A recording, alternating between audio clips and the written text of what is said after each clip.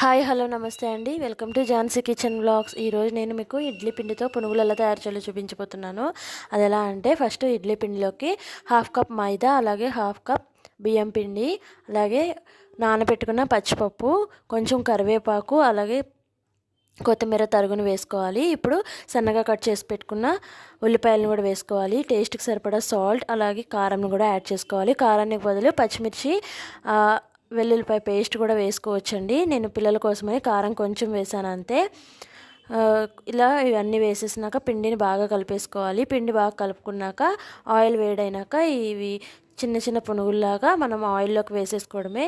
ఇప్పుడు మనకి golden brown colour వచ్చేసరికి మనకి పునుగులు రెడీ అయిపోతాయండి. చూడండి, మన పునుగులు మంచి గోల్డెన్ బ్రౌన్ కలర్లో ఉన్నాయి. ఇప్పుడు తీసి సర్వింగ్ ప్లేట్లోకి తీసేసుకోవడమే. నేను పునుగుల్లోకి కాంబినేషన్గా కొబ్బరి చట్నీ, అలాగే ఎర్ర చట్నీని తీసుకుంటాను.